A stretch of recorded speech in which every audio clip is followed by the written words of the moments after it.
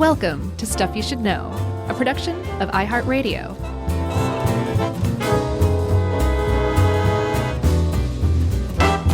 Hey, and welcome to the podcast. I'm Josh, and there's Chuck, and Jerry's here too. And this is our episode right before our Halloween episode. You're in Stuff You Should Know. Yeah, big COA here, obviously. Yeah. I mean, hopefully parents aren't going to click on this if their young children are in the car, because it'll probably be Texas Chainsaw Massacre something or other in the title.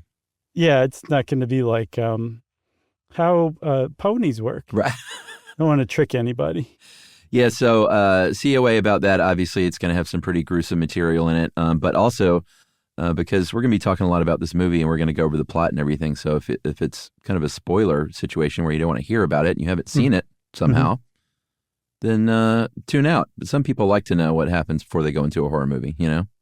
Yes, but that's a great spoiler alert.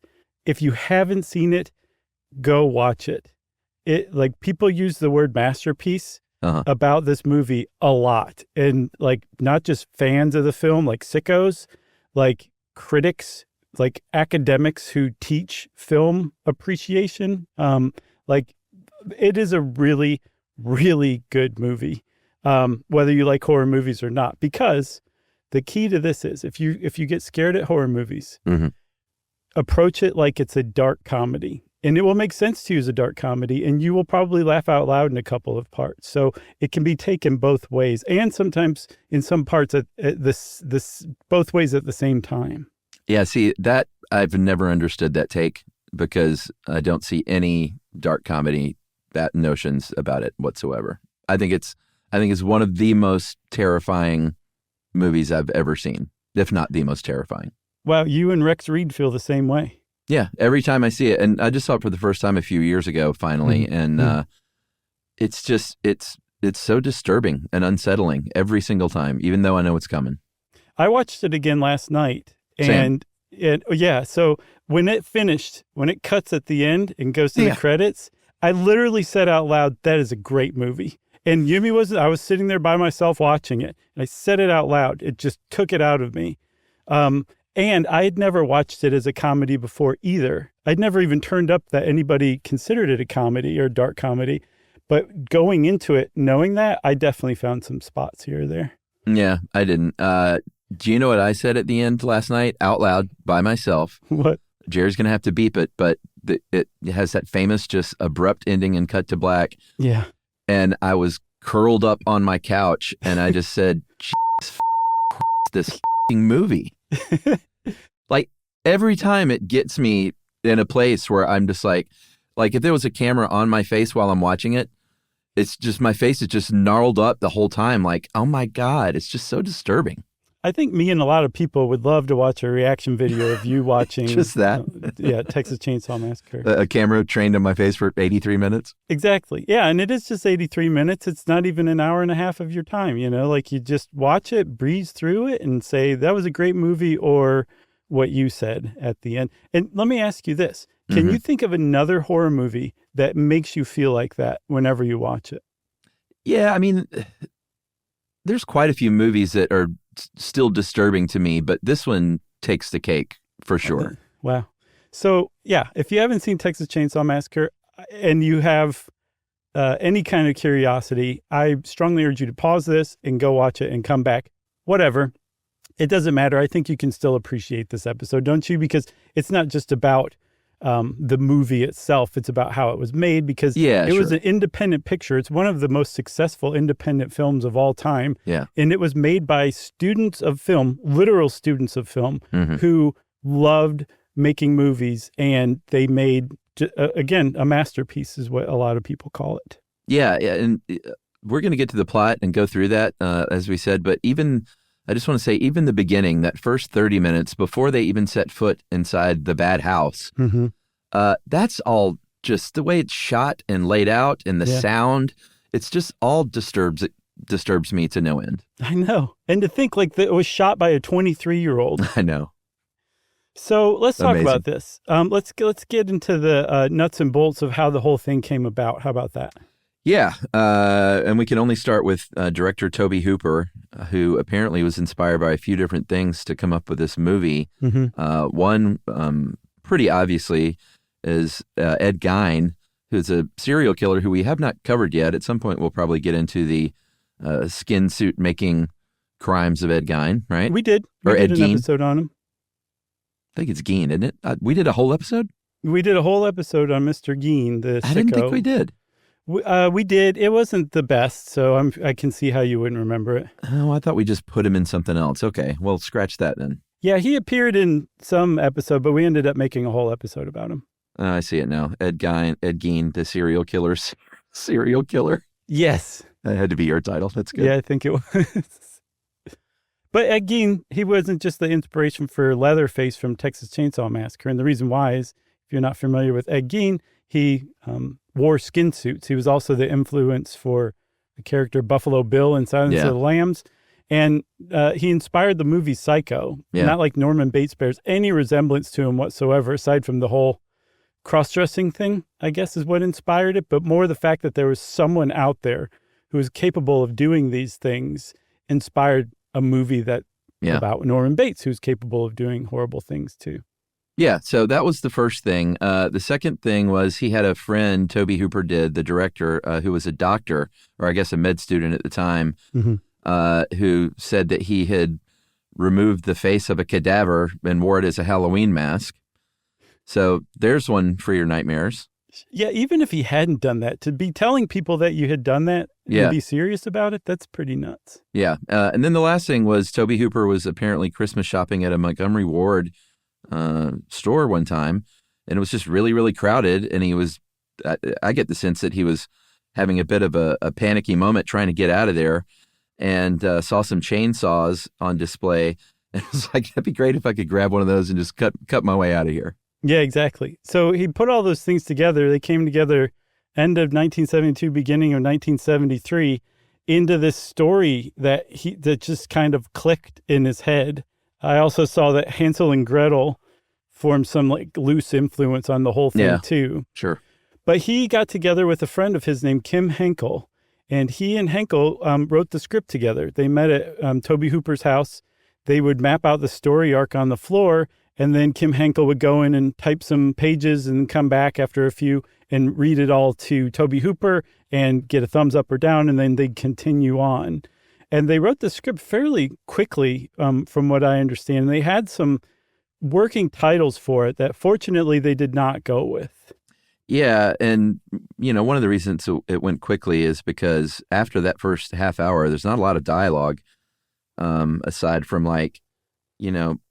Pam, and then Sally, Sally, and then the dinner scene. You're going to get some more, but there are long stretches where it's just a lot of action. But you mentioned the alternate titles. Head Cheese was one, which does make an appearance in the movie, in the dinner scene, I believe, and then Leatherface was one of the titles. That would go on to be the title of the 2017 prequel. Yeah. I think it was just called Leatherface, I haven't seen any of those, by the way. Neither have I. I've only seen the first one, and I saw the second one. I didn't see that. I don't think I care to see any of the rest of them. Yeah, I mean, if you're into the first one, it might not make sense to see the second one because it's such a departure, but it's still, if you take that as an actual comedy, which it is, it's kind of fun on its own. Well, I might see that one, but I definitely am not interested in the prequels and the reboots and the remakes and stuff like that. Well, so A24 just announced last month that they're rebooting Texas Chainsaw Massacre. Would you see those? Well, they're almost across the finish line. Apparently, they're in the pole position to win the bid as of like a couple of weeks ago. Oh, okay. You'd be interested to know that one of the other bidders was Oz Perkins and some other people. Oh, yeah. Your guy. And then Taylor Sheridan, oddly, put in a bid on the film and TV rights, but it looks like A24 is in the pole position and they're talking about a TV series. So I would watch that. I would too, for sure. Yeah. So they came up with the script, and they never actually came up with the title themselves. There was a guy named Warren Scarron who came up with the title Texas Chainsaw Massacre, one of the great titles of all time. Oh, yeah. And it's 4 words if you want to be pedantic about it. Chainsaw, they have it as 2 words for some reason. And Warren Scarron would play a bunch of really important roles over the course of getting this movie made. And he was in a position to because he was Texas's first film commissioner. He also apparently was an investor in the film, too. And he was a friend of a mutual friend between him and Kim Henkel, who would go on to become the production manager for the movie, Ron Bozeman. And Scarron also scared up the first investor, who was a former Texas state legislator named Bill Parsley, who also apparently fancied himself a movie producer. Yeah, and technically it's 5 words if you count the word "the," because the first one was the Texas Chainsaw Massacre. So you out-pedantic my own pedanticness. Well, because I knew we'd hear from somebody. Okay. So who was the last person you named? Ron Bozeman? Bill Parsley. Or Bill Parsley, yeah. So he, they came up with a few different budgets. The first one, it was like, hey, what can we get? What can we make it for? And what could we really make it for if we just, kind of didn't have much and still had to do it? And that was $60,000 was like, hey, that'd be awesome. It's about $388,000 today. $40,000 was the mid-level, and $20,000 was the small budget that they still thought they could make it with, even though that would have to be black and white. I could see this in black and white, like a Night of the Living Dead, but there's so many great color shots in this movie, like those green eyes of Sally that are so key in the third act, and the sunrise shot at the end. You'd lose all that. Speaking of third acts, I watched 30 Days of Night again, that vampire movie. Have you ever seen it? Josh Hartnett? I don't think I saw that one.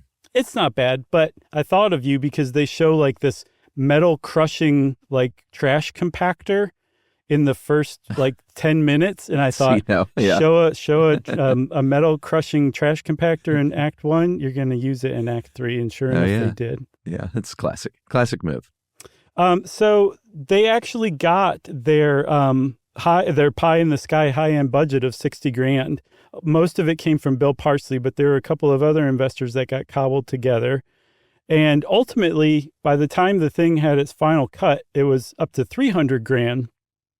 But even that was a paltry amount of money, even in the mid-70s. Like, this is peanuts as far as making a movie is concerned.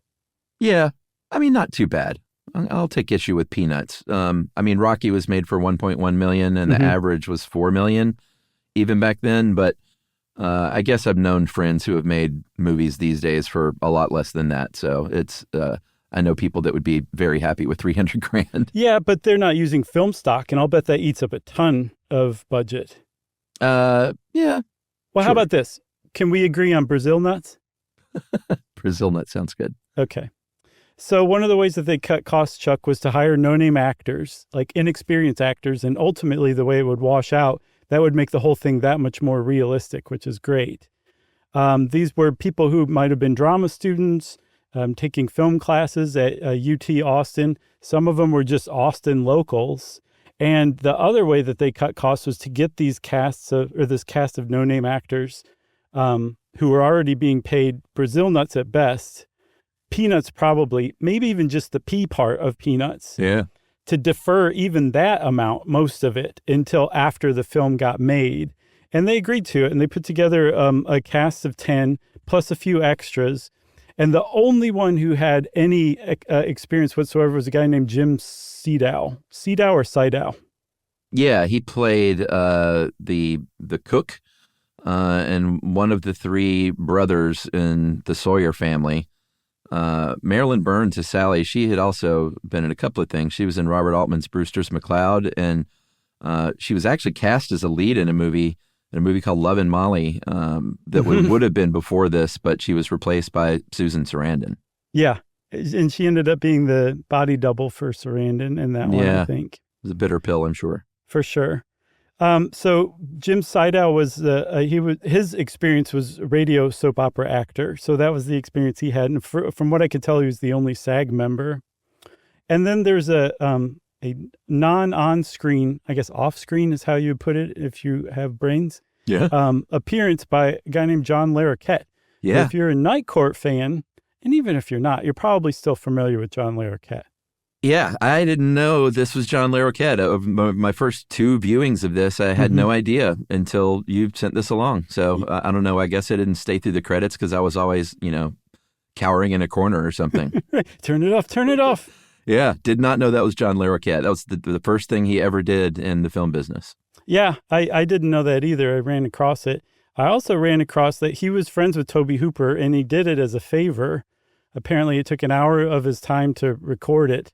And Tobe Hooper paid him in pot. And John Larroquette apparently confirmed that to none other than Parade magazine years later. I love it.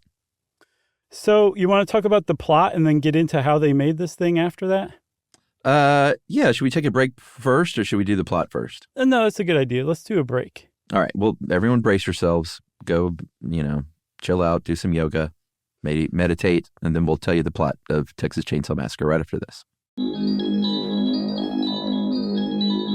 Chuck and Josh. Stuff you should know.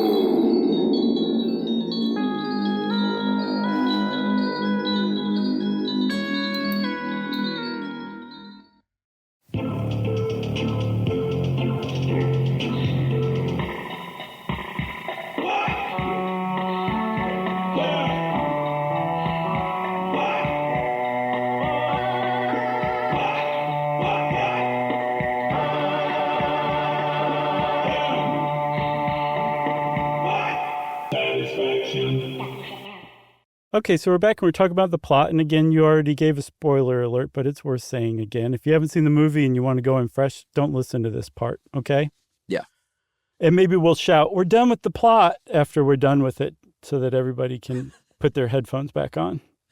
Yeah, I think maybe we should read that narration since it's so short.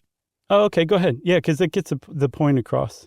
So it's sort of framed as a docudrama, shot in a lot of moments, very documentary style, and they set it up as if it's a real thing. So here's John Larroquette, well, me as John Larroquette. The film which you are about to see is an account of the tragedy which befell a group of 5 youths, in particular Sally Hardesty and her invalid brother Franklin. It is all the more tragic in that they were young, but had they lived very, very long lives, they could not have expected, nor would they have wished to see as much mad and macabre as they were to see that day. For them, an idyllic summer afternoon drive became a nightmare. The events of that day were to lead to the discovery of one of the most bizarre crimes in the annals of American history, the Texas Chainsaw Massacre. Pretty great. That was a good John Larroquette, too, by the way. Thanks. And it indicates that they all die, too, which was a nice little sleight of hand because it makes the ending a little more surprising and suspenseful, I think. Exactly. And so you said it like this is presented as a docudrama. So people are going into it not thinking it's a documentary or that they're actually seeing real things, but that it's depicting an actual event that happened specifically on October 18th, 1973. It says that's the date that this all happens. Yeah. It just happens over a one-day period. So that in and of itself kind of was totally new, as we'll see, as far as horror movies went. It was almost prefiguring the found footage genre like Blair Witch and stuff like that. And then the whole action starts. Everything's prompted by news that a cemetery in the middle of rural Texas, central Texas, there've been grave robbings going on. And not only grave robbings, where they're just removing specific parts of bodies. They're also taking some of the bodies and basically making them into these really gruesome statues. Yeah, and it's a great way to open the movie. The opening shot and everything is just very disturbing to kind of get that ball rolling. And they are in a van traveling. They have space cleared out for the wheelchair for Franklin. And, it's like it sort of set the standard, but we've seen this so many times since then, like teenagers off, having a good time, going on a trip, maybe going camping or something like that. But they were sort of the first, movie to do that kind of thing. It set that standard. Yeah, and the reason they were there was their Franklin and Sally's grandfather was buried at that cemetery. So they're going to check to see if his grave had been dug up, and they find that it's not. But while they're there, they say, hey, why don't we go check out grandfather's old homestead? We used to spend summers there once in a while. So the whole gang agrees to do that, but first they need gas. And they go to a gas station, a rundown gas station / barbecue pit that's owned by a man known as the Cook, who also would turn out to be Drayton Sawyer, like who you mentioned before, one of the three brothers of this scary family. And it turns out they don't have any gas, which I've read was a big commentary on the gas shortages going on at the time. But the kids decide to head on to the what it turns out to be the abandoned Hardesty homestead. Anyway, just look around. Yeah. Did you catch the name of the gas station? Yeah, W.E. Slaughter Barbecue. Well, that was the restaurant. It was the Last Chance Gas. I did see that. Yes, I totally forgot. So I immediately thought of my Last Chance Garage hat that I wore for many, many years. Do you still have that thing? I have like 4 or 5 of them because I lost the original one in Austin, Texas. Oh, wow. And at South by one year, and then I got a patch maker here in Atlanta to make me patches, and so I made like 3 or 4 of them, but I just haven't worn those in a long time. I remember that very kind patch maker replacing it. And since you lost it in Austin, I'm now convinced that there is no way it wasn't a Texas Chainsaw Massacre fan who stole that. Yeah, I mean, this was Last Chance Garage, which was his own brand, but I thought Last Chance Gas was kind of fun. Now that I think about it, I've seen on Etsy vials of skin scrapings that say that they're your skin scrapings. So I wonder if it came from that hat. Probably so. If it's it on does Etsy. ship out of Texas, it says. All right, there you have it. So anyway, this gas station's out of gas, and they head on to the abandoned house and just start exploring it. But before they get there, they pick up a hitchhiker, and he turns out to be one of the Sawyers too. But he plays this character so nuts. Yeah. He dances right along the edge of, this is ridiculous. He's being ridiculous. It's totally over the top. Yeah. But it still manages to be more disturbing than like, come on, you know? Oh, yeah. It's, again, completely unsettling. His name, by the way, they do have names. His name is Nubbins Sawyer. But he's kind of mainly known as the hitchhiker. Mm-hmm. And his very short ride is just full of disturbing things. He looks like he's got, blood on his face. He's kind of rambling incoherently. He takes out he grabs Franklin's sort of whittling pocket knife at one point and cuts his own hand in front of everyone's faces, which is terrifying. Right. And then slashes Franklin, I think, with his razor that he has in his boot. Mm-hmm. Yeah, and he's real squirrely, too, so he's moving around a lot, and he's, like, just doing all sorts of weird stuff. But once he slashes, they're really put off by this guy. But once he slashes Franklin, they don't even fully stop. They just slow down and basically push him out of the van and take off. So they go to the Hardesty homestead. Franklin tells them that there's a swimming hole nearby, and this couple, Pam and Kirk, go off to find it, but they find that it's dried up. Yeah. And they're just kind of hanging out, and Kirk spies a house nearby, and he thinks, hey, maybe they have some gas that we can get, because the van's getting awfully low, and they don't know where another gas station is. Yeah, so they go to this house. Kirk stupidly enters the house. He's kind of knocking on the door, and the door just, opens from him knocking. And he's the first to be killed. And it happens in such a brutally fast way when he goes down this straight hallway into this, it looks like another hallway off the entryway where they have animal skins and skulls and things on the wall. And he gets clubbed by a hammer very quickly. And the speed at which that happens, the speed at which you see Leatherface for the first time, whose name is Bubba, by the way, and then the ferocity and speed that he slams shut that metal sliding door is just terrifying. It is. Yeah, that's a hell of a way for the first person to get picked off to go, sure. It's very fast, and just all of a sudden, you're already disturbed because everything before it was so... Even Franklin, like every word out of his mouth is annoying and upsetting. Yeah, we should say Franklin, among film appreciators and horror fans, he's almost universally despised. Yeah, poor Franklin. Yeah. So yeah, it is, because I went into it again thinking how much everybody hates Franklin. I was like, he's not that bad. He's pretty bad, but there's some redeeming qualities to him. But I don't want to just be contrarian, No, I'm with you. So Pam, who was with Kirk but is waiting outside on a swinging bench, starts deciding that Kirk's been gone too long and goes in after him. And she goes in. There's this classic shot. That's a dolly shot from the ground going upward. And it follows her going up to the house. And it's just this amazing shot. Like anybody who knows anything about cinema is like, this is one of the best dolly shots of all time. Again, a 23-year-old did this. And the reason they did it is because the house just grows bigger and bigger, almost like it's going to swallow Pam up. And I would never think about that if I hadn't read someone describing it, but that's exactly what it does. Yeah, it's very creepy. It starts, it goes under the swing, which is a nice little trick.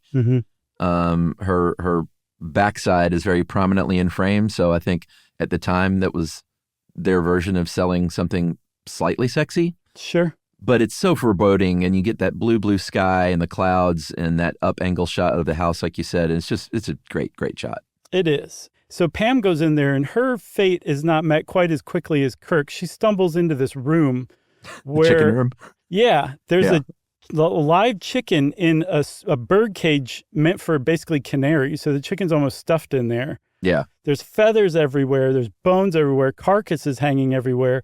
The couches and the chairs are all basically upholstered with bones and these weird, but kind of in a strange way, beautiful designs.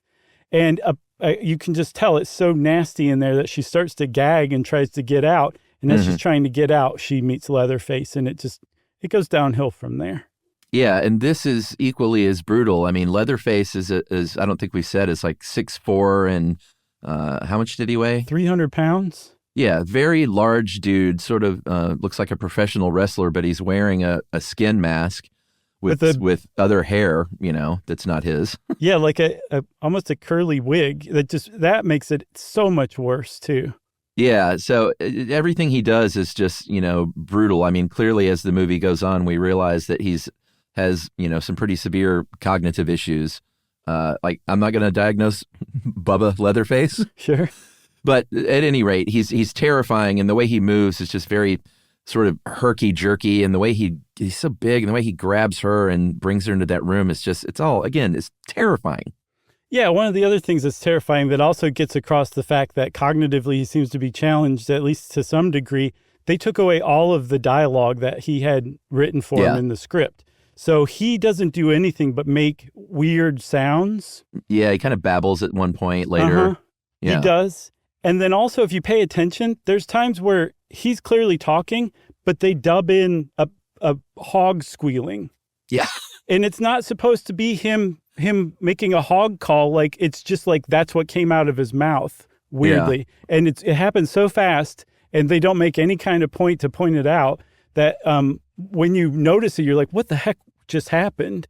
But it makes him, especially if you don't notice it, even creepier. I mean, the fact that he's wearing a mask made of a dead person's face is bad enough, but all the extra little details they put into it, the apron that he's wearing, which clearly demonstrates he's a butcher with that chainsaw, all of the details they put together just make him one of the great horror film villains of all time. Oh, yeah. And set the mold for the sort of nonverbal mask-wearing dudes to come, like Michael Myers and certainly Jason Voorhees. Mm-hmm, for sure. So what happens to Pam? Yeah, Pam gets meat hooked immediately. She gets taken into this butcher room, impaled on a meat hook, but still living, and gets to watch. We finally see the chainsaw fire up here for the first time.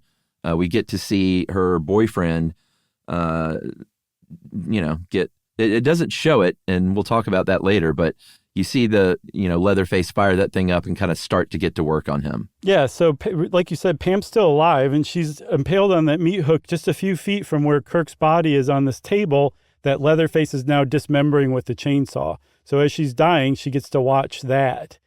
And then I think it goes back to the homestead where Franklin and Sally and Jerry, who's Sally's boyfriend, are still hanging out, and Jerry decides to go look for them, drawn into the same trap that Kirk and Pam fell for by looking for them. And he gets picked off too. His death happens so quickly that I actually thought for a second that he was going to come back because I hadn't seen it in a while. Yeah. And then I realized, no, he got taken out with one hammer swing. Yeah, and that all makes it pretty scary too, because there's not this big tense build up like a lot of modern horror. People are dispatched up just very kind of quickly and without regard. Which makes it seem like that's probably how it would be in that situation. It makes it more realistic, I think. Yeah, totally. And by the way, I've seen Jerry referred to as Disco Stew across the internet because he really does bear a resemblance to him for sure. So he, before he gets dispatched, though, he does open the freezer in the butcher room and sees that Pam is in there and sort of barely alive and kind of comes up, and that's right when he gets taken out. For sure. So Jerry's gone. Kirk and Pam are gone. There's just Franklin and Sally left, and they wait until nightfall until they just can't not look for their friends anymore.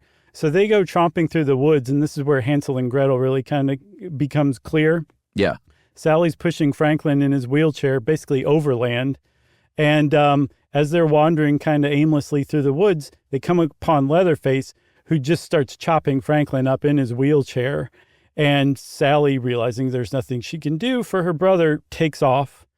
And this kind of chase through the woods that leads her to the Sawyer house, which she's not familiar with. So she goes in there looking for help, realizes this is not the place to find help, has to jump out a second-story window, goes back to running through the woods, and then makes it to that original gas station / barbecue pit, thinking she's found safety. And it turns out that's not the case at all. Yeah, because that's when it all comes together that Drayton is in on it. He's one of the family members. He kidnaps her in this scene I could see as maybe being kind of funny, the broom attack. Hey. When he's smacking her with the broom. Yeah, especially if you know the little behind the scenes trivia that Jim Sedow did not want to do that. He was basically forced to and goaded on to actually hit Marilyn Burns with the broomstick to make it look real. And if you know that, the first few hits are kind of tentative, and he's almost looking like, can I get away with this? And they clearly cut and then say, like, dude, you need to actually hit her. And he does. And I think the fact that he didn't want to do it and then had to do it, there had to be some sort of transformation in his character that you can't quite put your finger on there. Yeah, and I guess I could see how that scene could come across as funny a little bit. But again, it's so terrifying because the way she screams and the brutality of it all, despite the weird broom thing. Yeah. Like, I couldn't come back to a place of laughing. There's just no way. No, so I'm glad you mentioned her screaming because, like you said, there's not a lot of dialogue in the second and third acts. But I can't imagine how many times they wrote Sally screams. Yeah.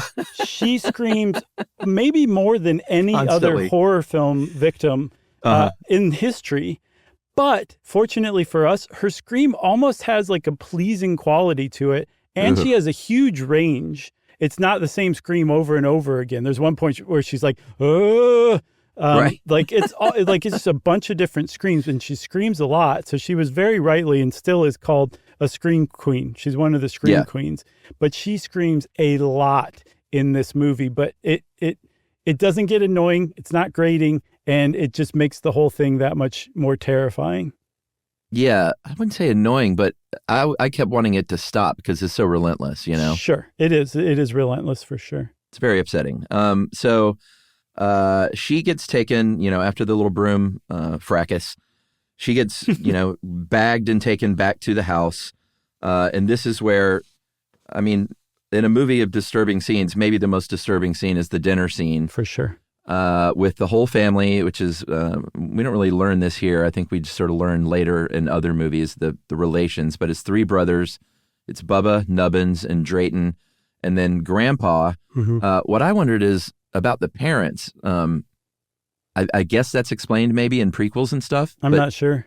Yeah, I have no idea because I haven't seen those. But there's a grandpa who it turns out was played by a 19-year-old in a face mask.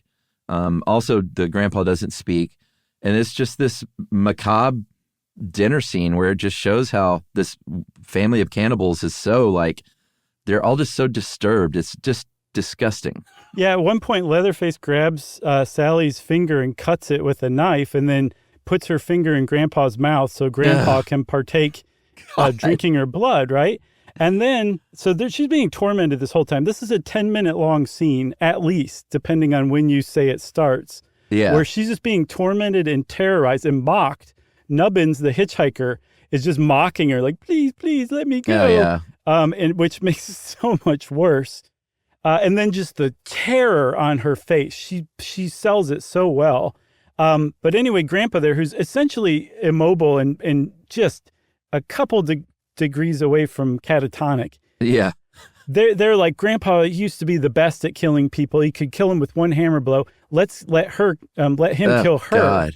So they actually drag her over to like a metal tub, lean her over it, her head over it, so that she doesn't get blood everywhere, and give Grandpa the hammer.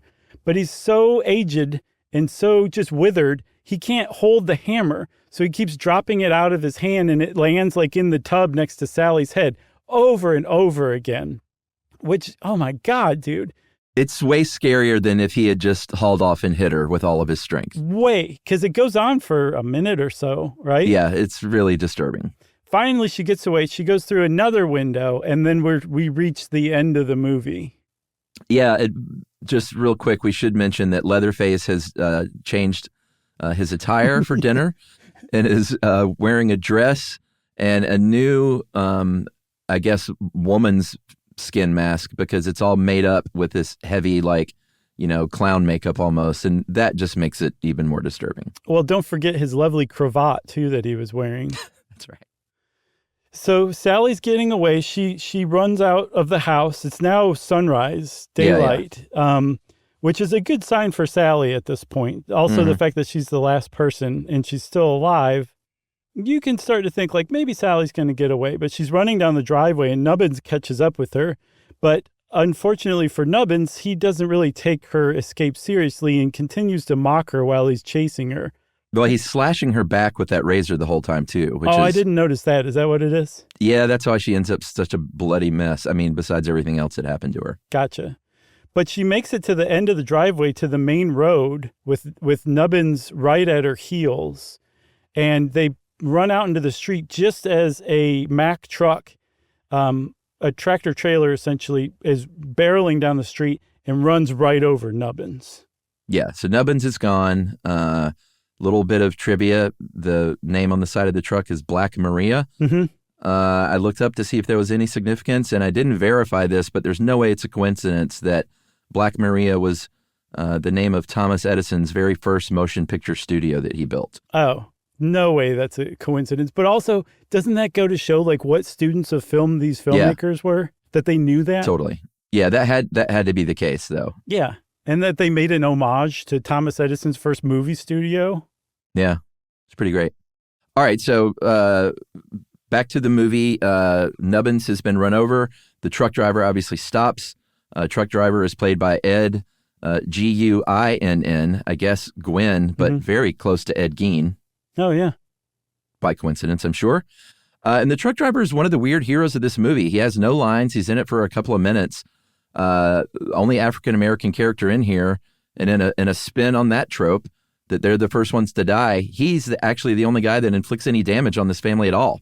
Because he runs over Nubbin, right? And he gets a big pipe wrench when he's getting out of the truck and throws it at Leatherface, which causes Leatherface to fall down with the chainsaw, and the chainsaw like cuts into his own thigh. Which is probably the most brutal thing that they show in the entire movie. It's gross. Like you can see the fat in his leg come out, like bubble out of the wound. Oh, God. Leg fat. So Sally is still running around in the middle of the road here, and luckily a pickup truck comes by, and she manages to jump in the back, and now she's finally gotten away. But she's clearly lost her mind, the way that she's reacting to it sinking in that she's gotten away. And Leatherface is not happy about this. He's very frustrated, and he shows it by swinging the chainsaw around wildly, terrifying, twirling. You can tell he's just so mad, and this is the only way that he can show it or get it out. Yeah. And he's swinging and swinging against the sunrise, and then, like you said, it just cuts to black. Yeah, and that shot of her in the back of that truck with the blood all over her and her madly cackling, it's the perfect ending, and the abrupt ending, like it's so loud with that chainsaw. Yeah. And then to cut, I can't imagine what it was like in a theater in 1974. Yeah. when it cuts to black and it's just dead silent. Like, what the hell did that audience like do? Had I been there, it wouldn't have been dead silence because I would have been like, that is a great Cheering. movie. I would have said, "Just f***ing Christ, what did I just watch?" Right. By the way, pickup truck driver played by Perry Lorenz, who I think now is an Austin real estate developer. Oh, okay, cool. He was also the stunt driver, I think, for the truck. Yeah, I mean, you can barely see him, but got to shout out Perry Lorenz. So that's the movie. I mean, there's not that much more to it, honestly. It was very bare bones, which I think, again, makes it that much more believable. And we need to take a second break. I say we plug on and make this just one big fat episode. What do you think? Yeah, we got to do it. Okay. So we're going to take our second break, and then we're going to come back, and you'll find out the bulk of the show is still to come. Chuck and Josh. Stuff you should know.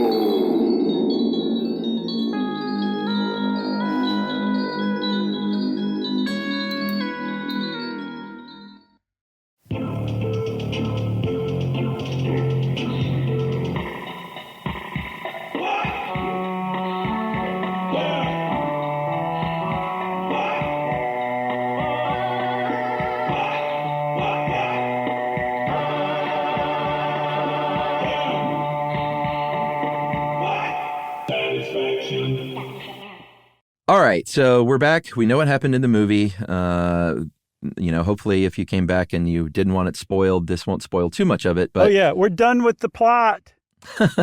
But we need to talk about the making of the movie. The film was shot in just over, right at a month, in 31 days, mid-July to mid-August, in what are now suburbs of Austin and Bastrop and Round Rock. But I imagine then they were a little more rural than they are now. There was, weren't strip malls and stuff everywhere. No, they look pretty rural. Pretty rural. A little bit around Austin itself, obviously. The heat, the conditions were brutal, like 100 degrees plus on the roads and in the streets and fields, and more than that inside the Sawyer house with what little film lighting they had. And it was a brutal experience. They had a Ford van that drove around the gear, had an old camper, which is the hair and makeup trailer, and shot basically at about 6 places overall. I counted 5. So I've got the rundown gas station, barbecue pit, the abandoned house, which is the Hardesty homestead, the neglected cemetery, the dirt road, and then the Sawyer family house. Then you're in the van too, baby. Oh, wow. That's great, man. You just blew my mind. Yeah, so basically 6-ish places, which is a great way to, write a cheap independent film, as just a little tip. Yeah. And they were on a shoestring. I suspect that the Ford van they used to carry the film equipment around was the same Ford van that the teenagers drive around in. I bet it was. That was my hunch. And they also apparently got some guff because the road scenes that they filmed, they did not get a permit for. Oh, I'm surprised they got a permit for any of it. Right. So, unfortunately for the cast and crew, most of the filming was done in the Sawyer house. And again, like you said, 100 degrees outside, apparently in the house. For our friends, except in Liberia, who use the metric system, it's 37.8 degrees Celsius.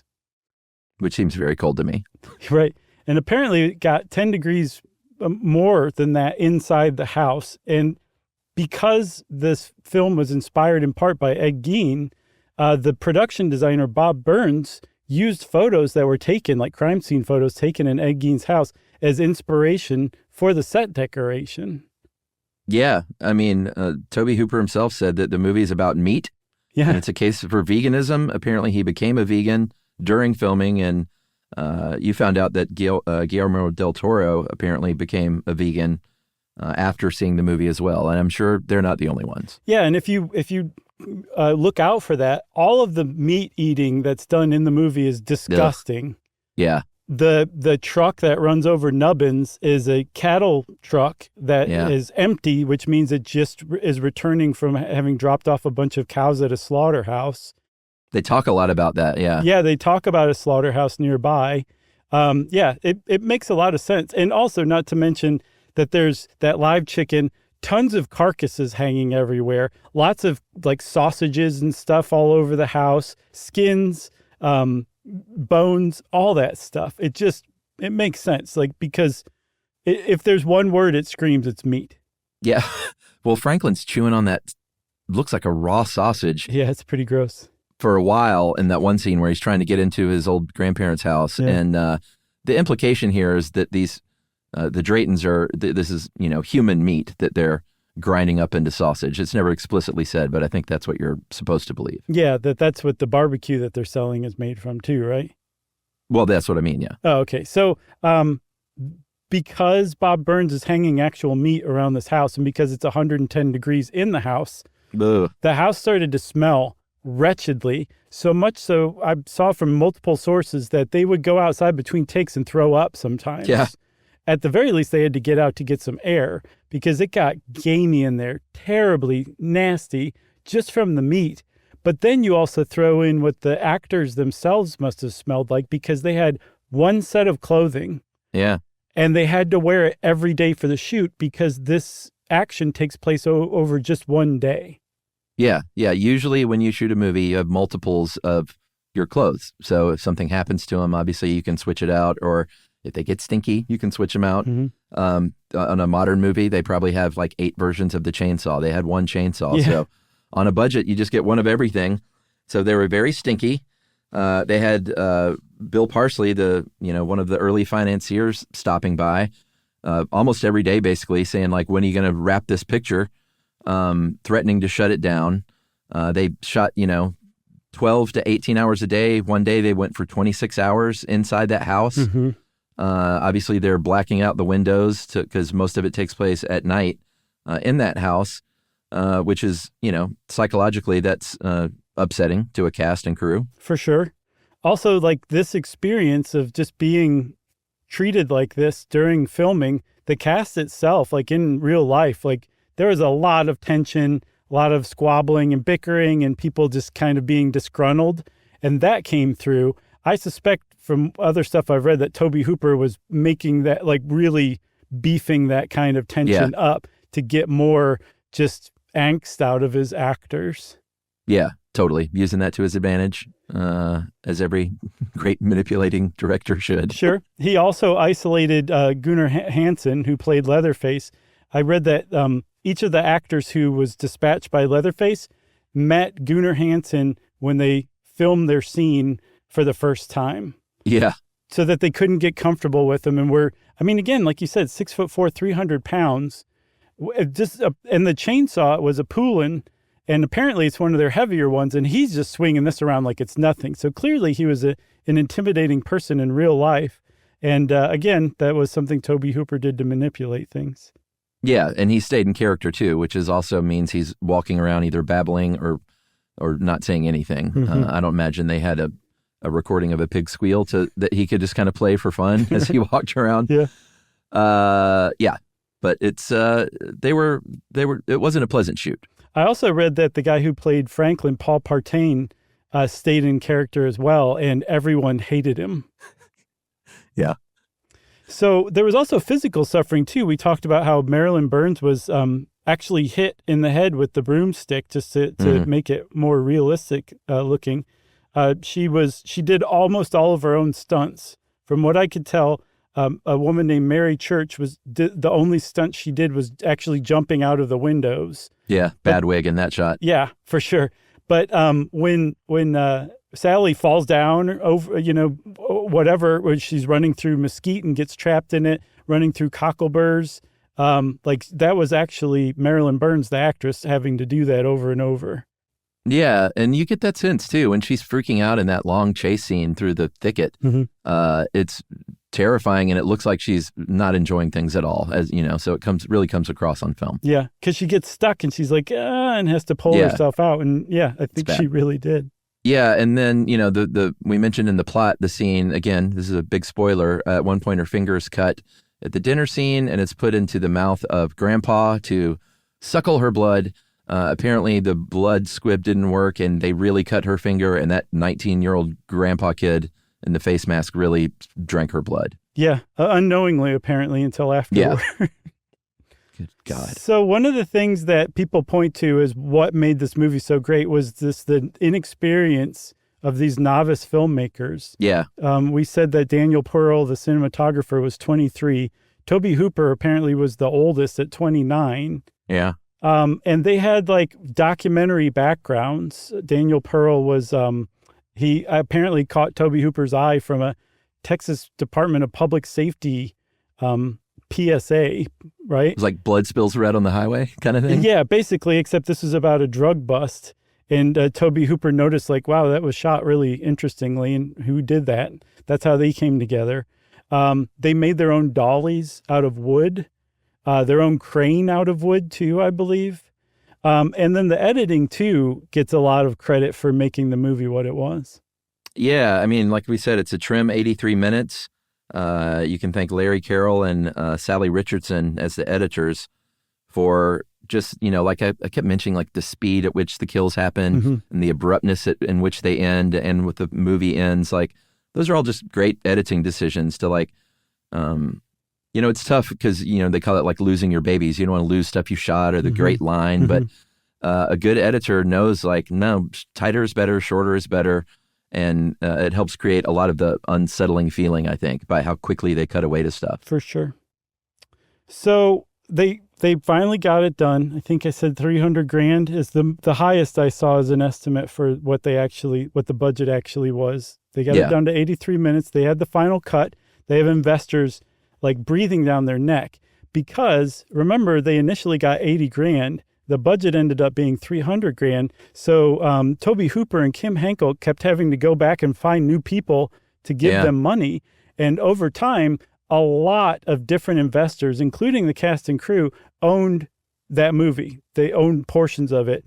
And as true indie filmmakers, Kim Henkel and Tobe Hooper watered down their own share to get the money to get the movie completed.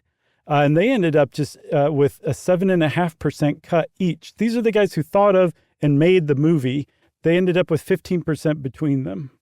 Yeah. So, I mean, we'll see it made a ton of money, but how those things pay out, it never pays out like you think it would, even though it was cheap to make and made a ton of money. That get creative accounting. And in this case, sort of mob accounting. Right. Because... Well, I guess we should say first, it did get picked up. The Commissioner Warren Scarron that we were talking about, the film commissioner of Texas, shopped it around. There weren't a ton of big movies being shot in Texas at the time, so it was sort of it was before Robert Rodriguez and Richard Linklater put Austin on the map. Tobe Hooper was first, so it wasn't like a big film scene. So it took the film commissioner to really champion it for distribution. Almost got bought by Columbia. Eventually was bought by the distribution company who put out Deep Throat, the famous porn, and their name was Bryanston Distributing Company. Yes.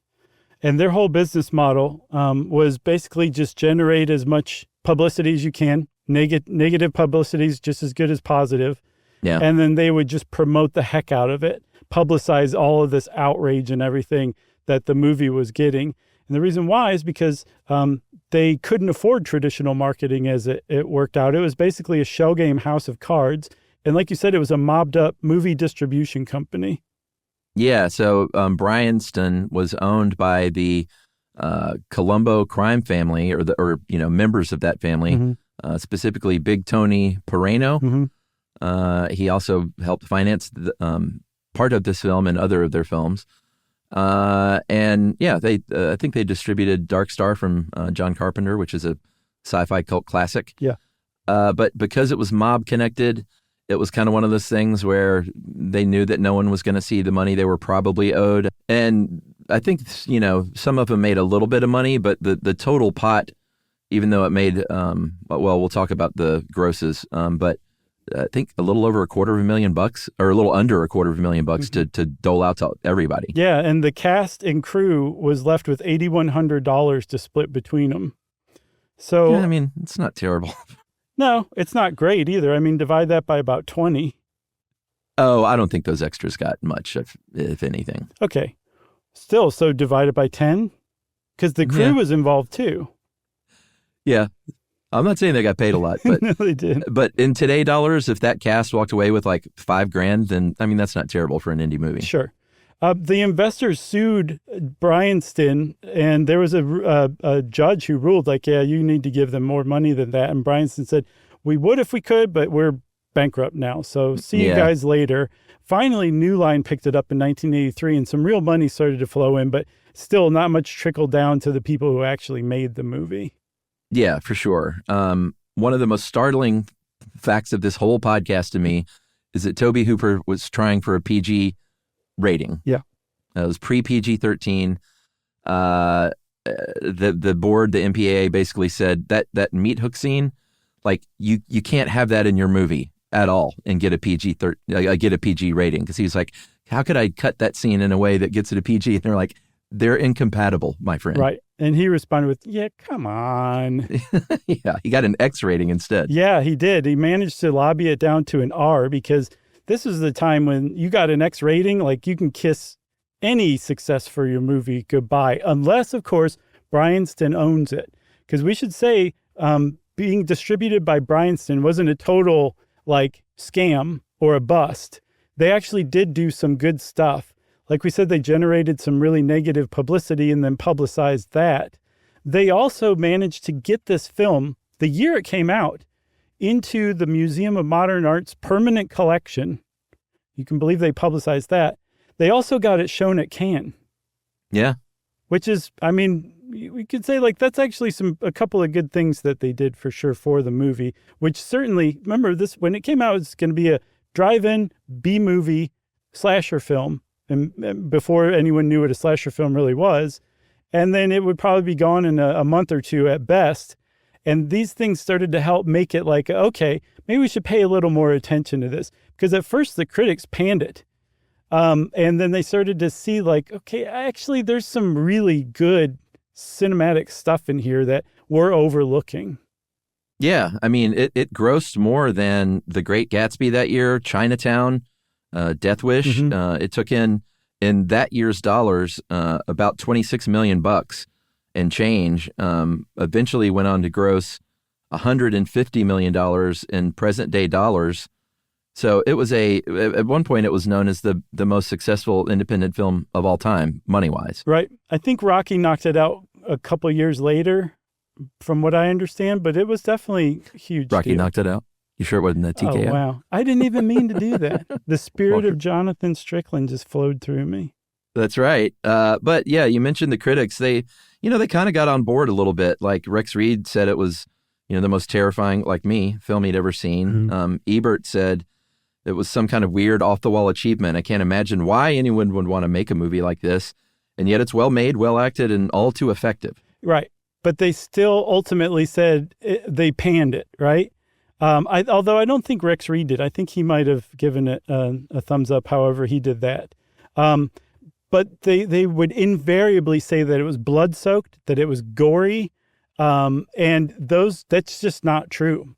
Because if you watch the movie, there is very little blood, very little gore, and a lot of the violence is just implied. It's not actually shown.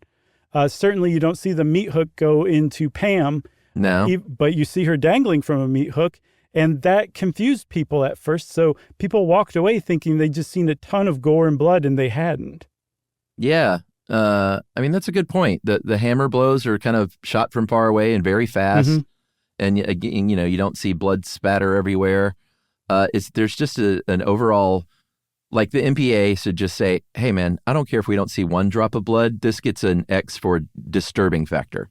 Yeah, I mean, I could see that too. And I mean, it's a credit to Tobe Hooper that he managed to get it reduced to an R. But yeah, you can imagine his disappointment making the film based on the idea that he was making it a PG movie. I mean, that's just as naive as it gets, really, for a filmmaker.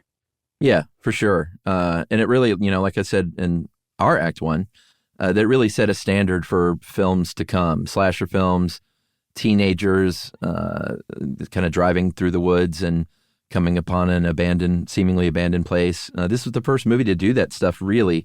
Like horror movies before this, a lot of them were the Hammer movies, like the gothic, like vampire in a castle kind of stuff. Mm-hmm. The final girl trope was either birthed with this or which one? Black Christmas? Yeah, those two usually are the rivals for the first one.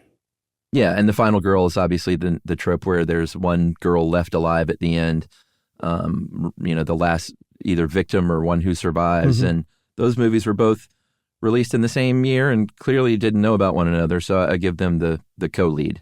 And like I said, over time, people started to, especially film appreciators, started to see this as like a cinematic treasure, a masterpiece. Quentin Tarantino apparently listed it among 6 perfect movies, among the likes of Jaws, Exorcist, Young Frankenstein, and Back to the Future, and Annie Hall. People, apparently Stanley Kubrick owned a 35 millimeter print of it himself. Yeah. That's kind of all you need to say right there. Yeah. But maybe in spite of that or because of that or whatever, everyone agrees that you could never remake the Texas Chainsaw Massacre and capture the spirit of the original because of the way that it was hamstrung, all the different ways it was hamstrung, and the inexperience and naivety of the filmmakers, which also freed them up to take chances that an experienced filmmaker wouldn't take, like dubbing in a hog squeal instead of a voice for Leatherface at some point. You put all that together, you just can't recapture that. No, you can't. Sometimes there's just a way you shoot a movie. You capture lightning in a bottle. I read the Dazed and Confused oral history recently. Mm-hmm. That's a great book. That was sort of a similar movie. That's why that was maybe the best movie about teenagers in high school of all time, because of the way they did it and the inexperience and you don't know what you don't know. And this movie is very much the same thing. They've tried. There've been countless sequels and remakes. I think there would have been 9 or 10 of them now. If you want to count them, yeah. Yeah, and none of them hold a candle to this. Most of them are not very good. For my money, the thing that comes closest is Rob Zombie's House of 1,000 Corpses in spirit. Mm-hmm. Which was, this was a very big influence on that movie, obviously, but I don't think anything, and again, I haven't seen these, but I've seen enough of them and read enough about them where it seems like none of them come close. I also see Wolf Creek and X as given high marks for being inspired by the Texas Chainsaw Massacre and managing to do something worthwhile too. Wolf Creek is great. I don't think I know X. X, it's part of the Maxine trilogy, X, Pearl, and Maxine, the first one. Yeah, I saw all those. Okay, I forgot it was called X. Yeah, those are all good too. I've only seen X. Are the other two worth watching too? I think so. Okay. And then, so I think John Landis put it how impossible it would be to remake or capture that same spirit from the original Texas Chainsaw Massacre when he described the remake in 2003 like a shampoo commercial. Gets it across. Yeah, that's a pretty sick burn. Wow, you got anything else? I got nothing else. I try to watch this every Halloween. I don't know why it took me so long to see it, because I had gotten into horror movies in the past 20 years more and more. Mm-hmm. It was just kind of hanging out there until a few years ago, and I was like, wait a minute, I've never seen the granddaddy of them all. Yeah, and when you watch it, you said, wow, this is a great movie. No, you know what I said. We got to watch it together. I want to just watch you watch it. All right, we'll do it. Okay, well, since Chuck agreed to let me watch him while he watches the Texas Chainsaw Massacre, as it was predicted in 2008 by Chuck Stradamus himself, I just triggered listener mail. This is from Aquarius. Hey guys, 19 years ago when I was just 13, I was allowed to visit our local skating rink along with my uncle. It was an experience that stood out from my previous visits because that night was full of black culture. It left a lasting impact on me, and I would often jokingly think to myself it must have been Black Night or something. After listening to your roller skating episode, I was astonished to learn that such events were actually a thing after the Civil Rights Movement. I'm uncertain whether that night was a tradition that dated back to that time, but I like to think that it was and that I was a part of the experience. Thank you for helping me, a black man, make connections that I was completely unaware of. And he attached a photograph from that night that he took with his uncle and his friends that was pretty sweet in a time capsule. And he said, have a great day, guys. And that is from Taquarius McMurray. Nice. Thanks, Taquarius. That's a great one. I love that episode in part for that, because I had no idea about that either. Yeah, same. That's awesome. If you have recently listened to an old episode and want to tell us what you think about it, like Taquarius, we love that kind of stuff. You can send it off to stuffpodcast at iHeartRadio.com. Stuff You Should Know is a production of iHeartRadio. For more podcasts from iHeartRadio, visit the iHeartRadio app, Apple Podcasts, or wherever you listen to your favorite shows.